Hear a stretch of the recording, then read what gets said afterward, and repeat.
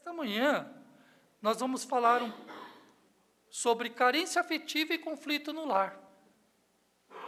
Carência afetiva e conflito no lar. É interessante as palavras, não é? Porque, às vezes, nós lemos alguma coisa ou ouvimos alguma coisa e nem sempre nos atentamos, né, para a origem das palavras. Olha só. Carência afetiva, né? Então, conflito no lar. Então, a gente, através dessa frase, a gente é remetido a quê? A família, não é? Não é isso, gente? É ou não? A família. Então, assim, família. Quando nós falamos em nossa família, em na família, nós estamos falando numa sociedade, num contexto como um todo, não é? Então, se a gente pegar, por exemplo, a família, antigamente, a formação, o contexto da família era um pouco diferente do que é hoje, não é? Antigamente, o homem saía para a caça, não é assim? Para trazer o alimento para a família na antiguidade, né? Então, olha só a coragem. As pessoas se reuniam com alguns equipamentos para poder enfrentar feras. Não é isso? Para trazer o alimento para a família. Então, olha que interessante. E, nesse contexto dessa reunião na antiguidade, foi se formando grupos. E esses grupos, aos poucos, foram formando uma sociedade. E dentro dessa sociedade, a família. Agora, isso, gente, nós estamos falando sobre o aspecto material. Não é? O aspecto da matéria, família material. Então, hoje, a família, nós vamos aqui conversar sobre os dois aspectos. Tanto a parte material, mas também explicando as questões espirituais. Não é? Então, feita essa introdução, eu trago aqui a nossa veneranda Joana de Ângeles, que eu acho que todos conhecem, para quem não a conhece, é a mentora do nosso querido Divaldo Pereira Franco, não é? Então, ela traz aqui, ó, no livro SOS Família, como poderemos definir família? E Joana é bem sintética e direta, né? Ela diz assim: é o grupo de espíritos necessitados, desajustados, em compromisso com a reparação, graças à reencarnação. Olha que interessante, né? Como ela é, né? Assim, tão leve, não é? Sucinta, não é? Olha só, espíritos necessitados, desajustados, em compromisso com a reparação, graças à reencarnação. Então, essa frase já nos alerta sobre a lei de causa e efeito, não é? Não é verdade, gente? Causa e efeito. Ora, todos sabemos, se nós, durante o nosso caminhar, nós plantamos abacaxi, nós vamos colher o quê? É claro, morango. Não é? Morango, Antônio. Abacaxi, não. Eu só quero colher morango. Não é assim que funciona. Se você, através do seu livre-arbítrio, durante a sua caminhada, você semeia a sementinha do abacaxi, você vai colher abacaxi. Não tem como. É lei. É a lei. Não é assim? Ora, quando no plano espiritual, cientes dos nossos compromissos, assumidos, solicitamos, olha que interessante, nós solicitamos. Aí a pessoa chega para mim e fala assim, Antônio, é que você não conhece a minha família, você não conhece as questões que eu enfrento. Eu falo, olha, minha irmã, realmente eu não conheço. Mas, aí ela fala, não, eu não pedi para nascer, não é assim, não? Eu não pedi para nascer nessa família, eu não pedi. Eu falo, realmente, você não pediu, não. Você implorou. Você implorou. Você suplicou, você estudou no plano espiritual, você pediu, por favor, uma oportunidade bendita para poder reencarnar no seio dessa família, junto com essas pessoas, para poder reajustar. Não é isso que nós estamos falando? Não é? Só que aí o que acontece, gente? Quando a gente reencarna, a gente esquece. Não é? Olha só que bênção, não é? A pessoa esquece. Esquece? Como assim? Não tem a pessoa ali do lado? Não é? Aquela pessoa maravilhosa. Porque família, como nós falamos ainda há pouco, é na sociedade, né? Tem a família nossa, tem a família do trabalho, não tem? Tem a família do clube, tem várias famílias, não tem? Na sociedade. Aí, você encarna e, de repente, vai conviver junto com aquele chefe maravilhoso, não é? Pessoa super atenciosa, conscienciosa, te entende, não é? Não é?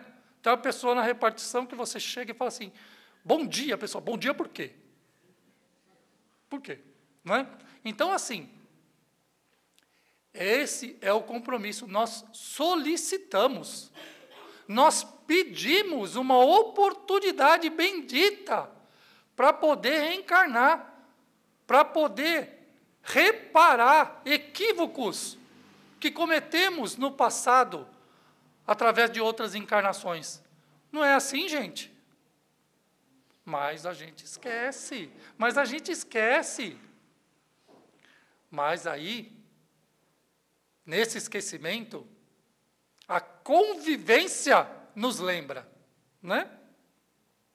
E assim nos reunimos através dos laços da família, favorecidos pela reencarnação. Favorecidos. Gente, já virei a primeira página, faltam só 36.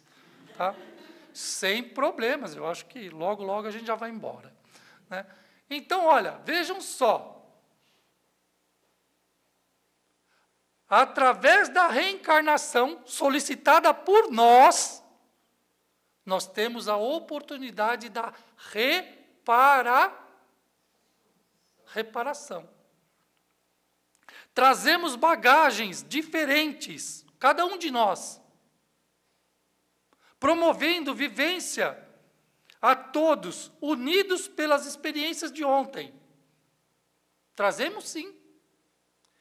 Semana passada, eu estava no mercado, à noite, interessante, eu achei fantástico. E aí, estava passando no caixa, e tinha um menininho, devia ter uns 6 anos, e ele pegou a sacolinha do mercado, sabe que é raro, né? Mas tem alguns mercados que ainda fornecem, né? Ele amarrou a sacolinha, encheu de ar, amarrou a sacolinha e ficou batendo com o pé assim, né? Falei, meu Deus, esse já tem a aptidão, né? Não é? De ser um excelente jogador de futebol. Não é? Mas uma criança tão pequena já traz isso de onde? Né? De outras vidas, de outras vivências, mas já vem com ele, né? Allan Kardec, no capítulo 4 do Evangelho segundo o Espiritismo, ele diz assim, o reencarnante veste a roupagem da inocência e se expressa como um novo indivíduo, aflorando ideias inatas, tendências, defeitos e virtudes que estão nas nossas matrizes perispirituais. É assim, não é, gente? Aí, a gente fica sabendo, nasceu o filho do fulano de tal, não é? Aí a gente vai no hospital, não vai? Vai lá onde? Aonde no hospital, gente? No berçário, não é? Não é no berçário? Aí vê, a pessoa vai lá toda, né? Pega a criança enrolado no charutinho, não é charutinho? Fala, né? No charutinho, e fala, olha, como é lindo, né? Como é linda, não é assim? É assim, gente, é ou não? É, olha, nossa, tem os olhos da mãe, não é? Não é? Tem a unha do dedinho do pé esquerdo do bisavô por parte, não é assim? É ou não?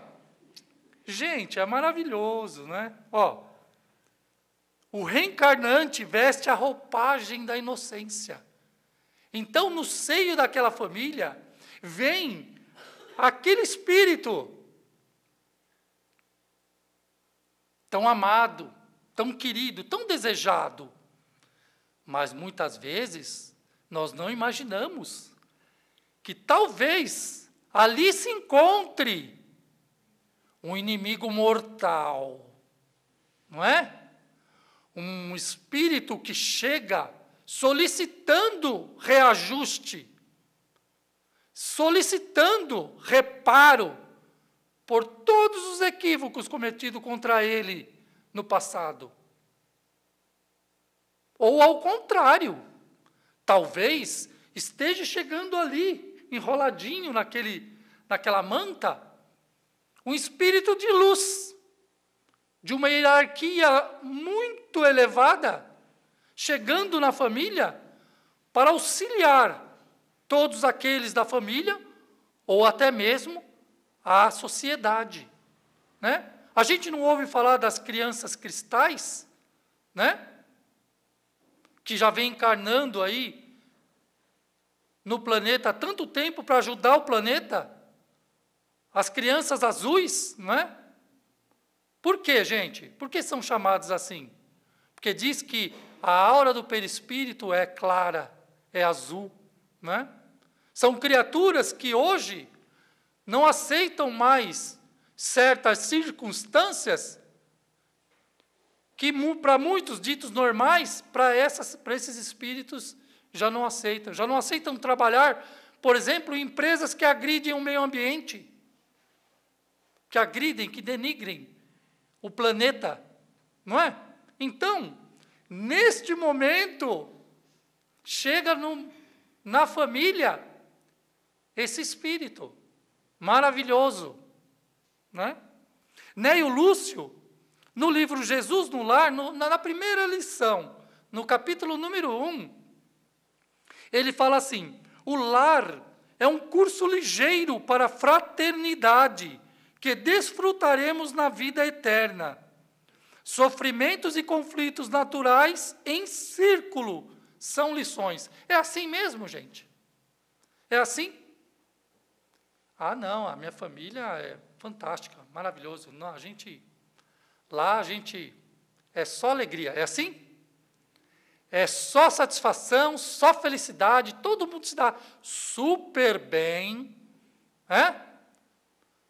Não importa a família que eu convivo, se a minha família mesmo, meu cunhado, nossa, pessoa maravilhosa.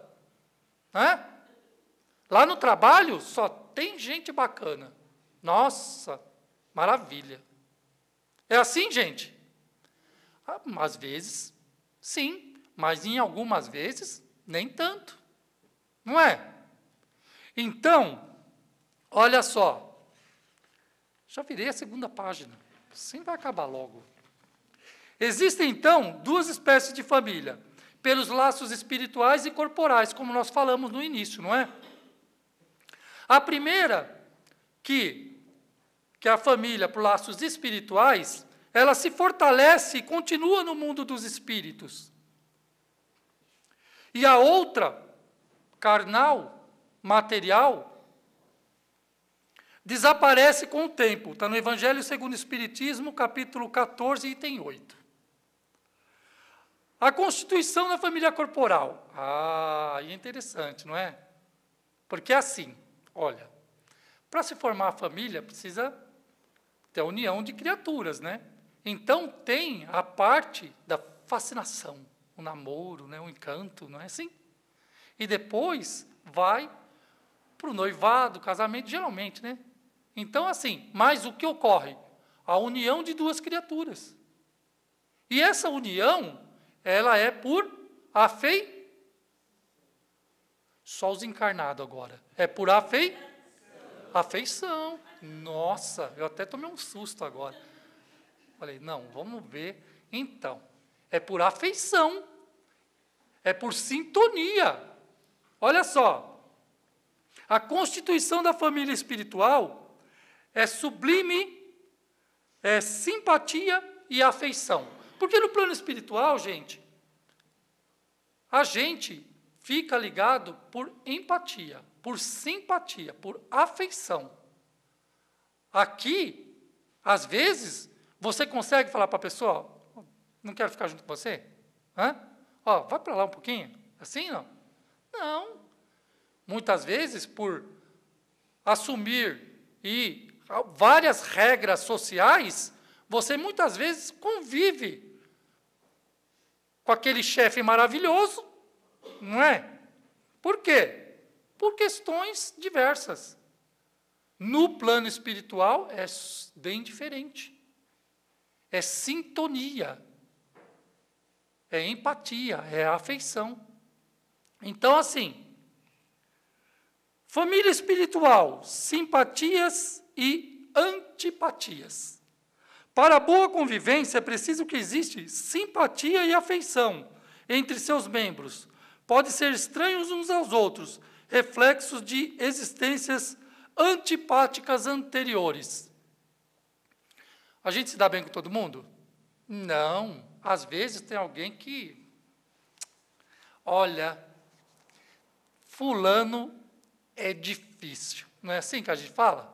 Não é assim? Nossa, olha, eu me dou bem com todo mundo, mas Beltrano é complicado. Ô, pessoa difícil, não é assim? Mas é talvez uma certa antipatia que vem de outros tempos, de outras vidas. Aí a pessoa chega assim para mim e fala, Antônio, eu me dou melhor com a minha amiga da faculdade, com a minha amiga do trabalho, com a minha, né? Do que com minha própria irmã. Ou com meu próprio irmão. Já aconteceu isso com vocês? Não. Assim, talvez? Hã? Às vezes acontece. Poxa vida, eu me dou bem, me dou excelente. Nossa, eu tenho uma sintonia tão boa com tal pessoa, e com o meu irmão, às vezes, eu não tenho. Hã? Com meu pai, a relação é difícil. Não é? Assim, os verdadeiros laços da família espiritual não são os de sangue, mas os da simpatia e da comunhão de pensamentos que unem os espíritos antes, durante e depois da encarnação. Por quê? Se eu gosto de pessoa, ela precisa ser de sangue da minha família? Quantas pessoas a gente não ama, não respeita, não é? Não venera, e a pessoa não é da família. Não é assim? Com certeza, essa criatura, esse espírito, já vem junto conosco há muito tempo. Então, faz parte do quê? Da nossa família espiritual. Então, veja bem, no Livro dos Espíritos, na pergunta 203, está escrito assim: os pais transmitem aos filhos uma nova porção da sua alma ou somente lhes dão a vida animal? A que uma nova alma vem juntar? Os espíritos respondem: somente a vida animal, porque a alma é indivisível. Não é? Na pergunta 204, Kardec pergunta: Desde que tivemos muitas existências, o parentesco remonta às anteriores? Os espíritos respondem: sim, a sucessão das existências corpóreas estabelece entre os espíritos liames, resultando as simpatias entre vós e os outros, que para muitos parecem estranhos. Não foi isso que nós comentamos ainda há pouco? Não é? Que muitas vezes nós temos afinidades com pessoas que não são da nossa família. Material. Não é? Mas nós temos ligações espirituais com essa criatura. Na pergunta 774, laços de família, está escrito assim, algumas pessoas deduzem que os laços de família resultam de costumes sociais e não de uma lei natural. Que devemos pensar disso? Os espíritos respondem: existe uma coisa além das necessidades físicas. Ora, nós estamos aqui encarnados, todo mundo de férias, não? É isso, não? Claro que não. Nós estamos aqui para conviver e aprender e, muitas vezes, ensinar, não é? E, nesse mix, nesta convivência, nós seguimos crescendo, ascendendo em direção a Deus, Jesus, não é? Então, por quê? Porque esse aprendizado dessa nossa convivência nos garante, se conseguirmos nos melhorar, seguir em direção a Deus, a Jesus. Não tem assim, semana que você fala assim, Senhor, dai-me paciência, não é? Não é assim, não? Ai, dai-me paciência, porque se me deres força, não é? Então, assim, você pede, a nossa consciência sabe onde está pegando, não sabe? Sabe. Aí você pede paciência, no outro dia o que acontece? Segunda-feira, tempinho desse igual hoje, chovendo, você sai de casa, vai para o ponto de ônibus, com a sombrinha meia, né? Aí o que acontece? Venta, a sombrinha, né? E aí você vê o ônibus passando 2 minutos adiantado. Aí você já faz aquela vibração, né? Para o profissional do volante, não é verdade? Ai, como ele é caridoso, né? Preocupado com as pessoas que estão no ponto, né? Porque está frio e chovendo. E ele passou um pouquinho antes para poder pegar as pessoas, não é? Não é assim, não? Então, mas você não pediu paciência? Você não pediu? Você pediu. Aí, chega para você o quê? As situações onde você vai desenvolver a paciência.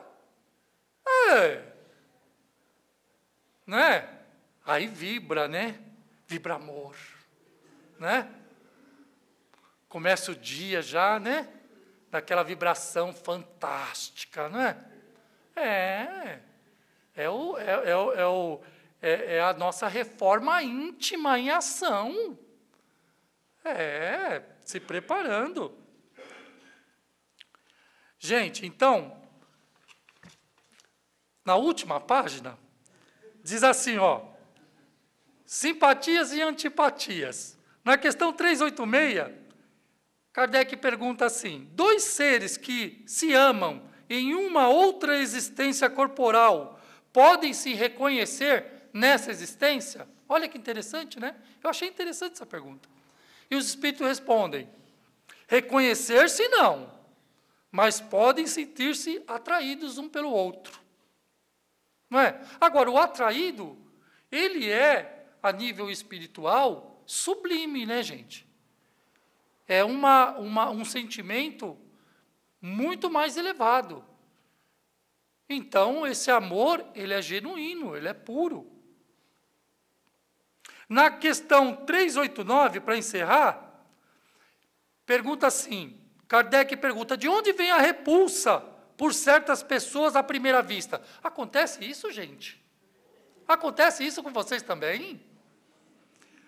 Aí os espíritos respondem, espíritos antipáticos que se reconhecem sem se falar.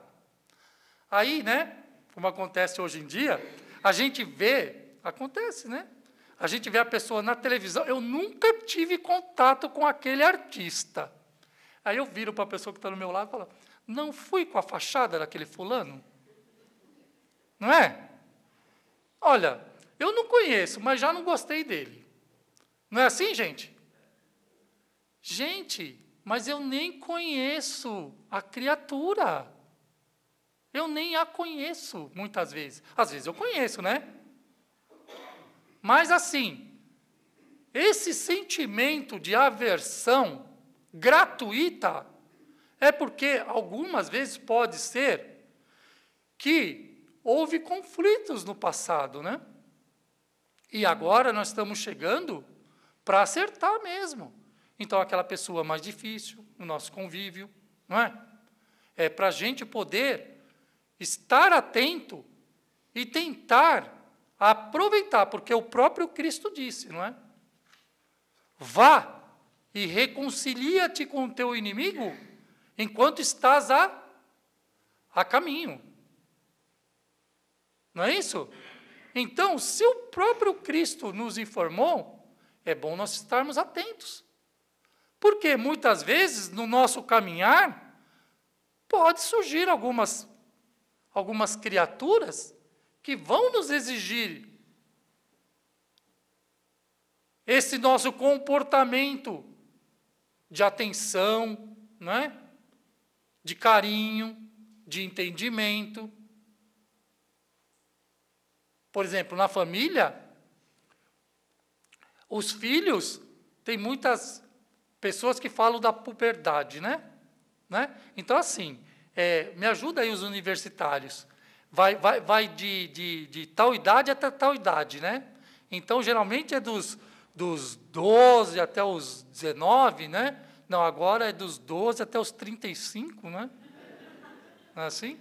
Então, aí o pai chega para o filho e fala, filho, será que não está na hora, assim, né? Você não acha que... Não, pai, eu estou aqui para cuidar do senhor. Eu me preocupo, né? Quero tão bem, quero o seu bem, né? Então, assim, essa questão da convivência na família, nós precisamos estar atentos, porque, volto a dizer, é a oportunidade que nos é dada para repararmos questões antigas, onde nós solicitamos e tivemos a oportunidade de poder estarmos aqui reencarnados para poder acertar isso, não é? E para encerrar, de antemão, eu gostaria mais uma vez de agradecer imensamente a caridade, da paciência de vocês em estar aqui me ouvindo, e encerrar o seguinte, informando que todos nós sabemos que o nosso planeta está em regeneração, não é? Então, todos nós estamos tendo a oportunidade de verificar a transformação do planeta. O planeta começou nessa fase de regeneração, está em meio e vai terminar logo, logo, né? Então, assim, muitos espíritos que hoje estão encarnados, até por sintonia do planeta que está se modificando, esses espíritos estão sendo convidados a encarnar em outros orbes, não mais aqui. Então, queridos irmãos, queridas irmãs, aproveitemos essa oportunidade bendita de poder estarmos aqui, encarnados, e praticar a caridade. A caridade tão explanada no Evangelho segundo o Espiritismo, que é um manancial de ensinamento do Cristo. desde a primeira página até a última, tem lá o ensinamento do Cristo. Aproveitemos todos nós essa oportunidade bendita de poder estarmos ao lado daqueles espíritos que nós possamos realmente nos melhorar e melhorar a todos que nos cercam. Muito obrigado pela oportunidade, obrigado a todos pela paciência e agradeço demais. Tenha uma semana iluminada a todos. Muito obrigado.